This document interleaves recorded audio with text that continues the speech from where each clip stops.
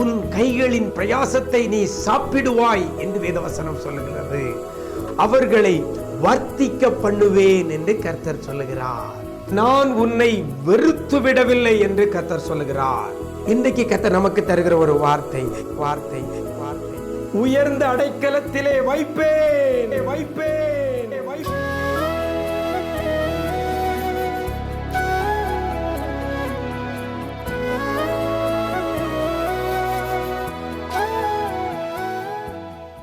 கிறிஸ்துவில் பிரியமானவர்களே, ஆண்டவரும் இரட்சகருமாகிய இயேசு கிறிஸ்துவின் ஈடு இணையற்ற நாமத்தில் உங்களுக்கு அன்பின் வாழ்த்துக்களை தெரிவிக்கிறேன். நல்லா இருக்கிறீங்களா?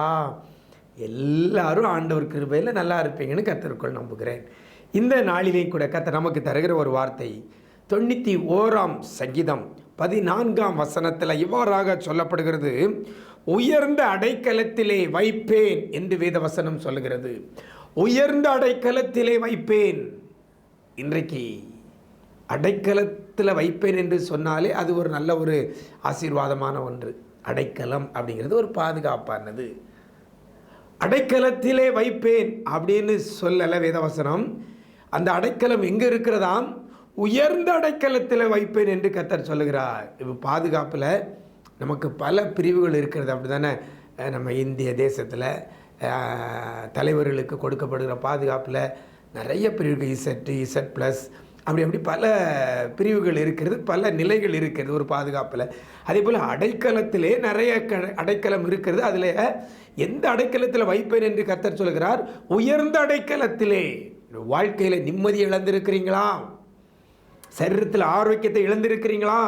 என் ஆண்டவர் சொல்கிறார், இப்படிப்பட்ட எதை இழந்திருக்கிறீங்களோ, எந்த ஒரு பாதுகாப்பை இழந்திருக்கிறீங்களோ, எந்த ஒரு நன்மையை இழந்திருக்கிறீங்களோ, எந்த ஆபத்து நிறைந்த இடத்துல இருக்கிறீங்களோ, உங்களை பார்த்து என் ஆண்டவர் சொல்கிறார், உயர்ந்த அடைக்கலத்திலே வைப்பேன். அலைந்து அலைந்து அடைக்கலம் இல்லாதபடி, ஒரு தஞ்சம் இல்லாதபடி, ஒரு பாதுகாப்பு இல்லாதபடி வாழ்ந்து கொண்டிருக்கிற தேவ பிள்ளையே, உங்களுக்கு நேராகத்தான் இந்த வார்த்தை வருகிறது. என் ஆண்டவர் சொல்கிறார், உயர்ந்த அடைக்கலத்தில் வைப்பேன். சரி, இப்போ யாரை உயர்ந்த அடைக்கலத்தில் வைப்பேன் என்று கர்த்தர் சொல்கிறார்? வசனம் சொல்கிற அந்த வசனத்தில்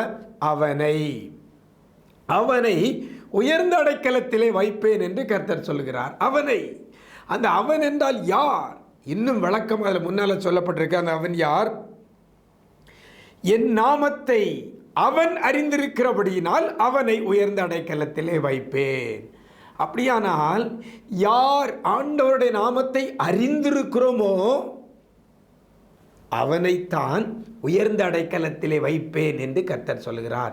ஆண்டவருடைய நாமத்தை நீங்களும் நானும் அறிந்திருக்கிறோமா? ஆண்டவருடைய நாமத்தை நாம் அறிந்திருக்கிறோமா? நாமம் என்றால் பெயர்கள், ஆண்டவருடைய மகத்துவங்கள், இதை நாம் அறிந்திருக்கிறோமா? ஆண்டவருடைய நாமத்தை நாம் அறிந்திருந்தால் கர்த்தர் நம்மை உயர்ந்த அடைக்கலத்தில் வைப்பார்.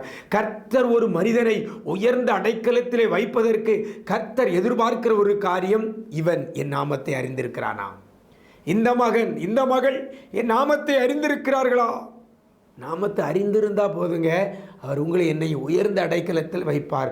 எப்படி அறிவு வரும்? அப்படி நாமத்தை குறித்த எப்படி அறிவு வரும்? வேதத்தை வாசித்தால் அவரை குறித்ததான நாமங்கள் வேதத்தில் சொல்லப்பட்டிருக்கிறது.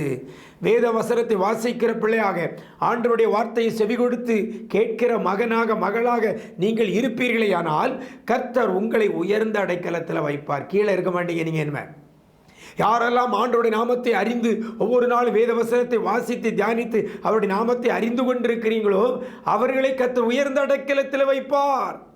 ஒரு பேப்பரில் ஒரு செய்தி இருக்கிறது, அந்த பேப்பரை வாசித்தால் தான் அந்த பேப்பரில் உள்ள செய்திகளை நம்ம அறிந்து கொள்ள முடியும். அப்படி தானே?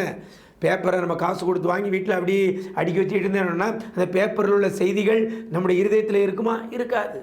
அதை வாசித்தால் தான் அந்த பேப்பரில் உள்ள செய்திகளை நம்ம அறிந்து கொள்ள முடியும். இந்த உலக பிரகாரமான செய்திகளை அறிந்து கொண்டால் உயர்ந்த அடைக்கலத்தில் வைப்பேன் என்று சொல்லலை. அவருடைய நாமத்தை அவன் அறிந்திருக்கிறபடியால். அப்படின்னா ஒவ்வொரு நாளும் வேதத்தை வசனத்தை வாசித்து ஆண்டவருடைய மகத்துவங்களை நம்ம அறிந்து கொள்ளணும். இன்னைக்கு எத்தனை பேர் வேதத்தை வாசித்து அவருடைய நாமத்தை அறிந்து கொள்ள நாட்டம் காட்டுறோம்? இல்லை. பைபிள் வாசிங்களா? இல்லை, ராத்திரி தான் வாசிப்பேன் அப்படிங்கிறது. ஒரு நாளைக்கு காலையில் எப்படி ஆகிலும் முதல்ல நம்ம வேதவசனத்தை வாசிக்கிற மகனாக மகளாக இருக்கணும். வேதவசனத்தை நம்ம அறிந்திருந்தால், அவருடைய நாமத்தை நம்ம அறிந்திருந்தால் நம்மை உயர்ந்த அடைக்கலத்தில் வைப்பார். சாத்ராக், மேஷாக், ஆபேத்நேகோ அவர்கள் ஆண்டவருடைய நாமத்தை அறிந்திருந்தார்கள். ஆமாம், ராஜா நிறுத்தின சிலையை வணங்குன்னு சொல்லும்போது அவங்க சொல்கிறாங்க, நாங்கள் ஆராதிக்கிற தேவன் எங்களை தப்புவிக்க வல்லவர், எங்கள் ஆண்டவர் தப்புவிக்க வல்லவர்ங்கிற நாமத்தை அறிந்திருந்தாங்க.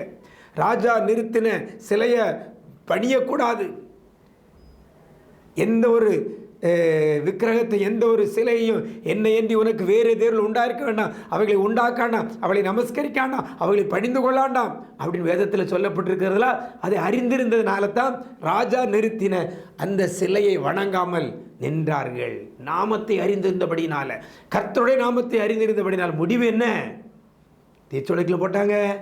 கர்த்தர் 4வது நபராக அங்கே உலாவினார். வெளியே வந்தாங்க.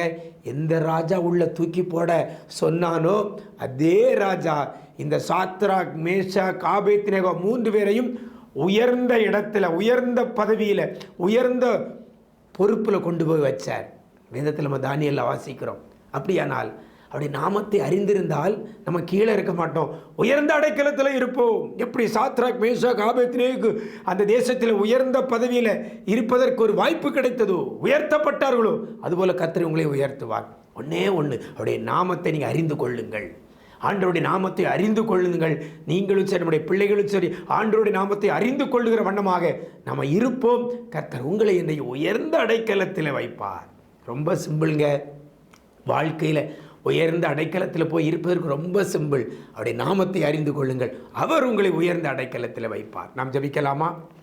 எங்களை நேசிக்கிற அன்பு நிறைந்த ஆண்டவரே, ஆசீர்வதிக்கப்பட்ட அந்த நல்ல நாளில் கூட உயர்ந்த அடைக்கலத்திலே வைப்பேன் என்ற வார்த்தையை கொண்டு பேசி இருக்கிறீங்கப்பா, உமக்கு நன்றி ஆண்டவரே.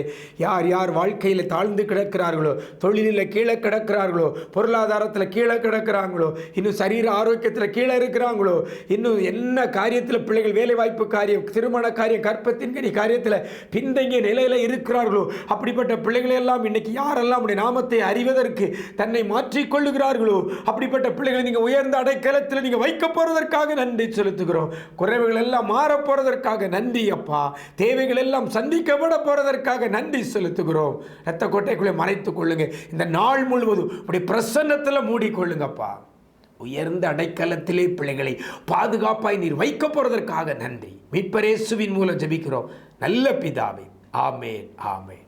பிரியமானவர்களே, அவருடைய நாமத்தை நீங்கள் அறிந்து கொள்ளுங்க. அவருடைய நாமத்தை நீங்கள் அறிந்து கொண்டால், வேதவசனத்தை வாசித்து அறிந்து கொண்டால், அவர் நிச்சயமாகவே உங்களை உயர்ந்த அடைக்கலத்தில் வைப்பார். அப்படிப்பட்ட கிருபையை கர்த்தர் தருவாராக. God bless you.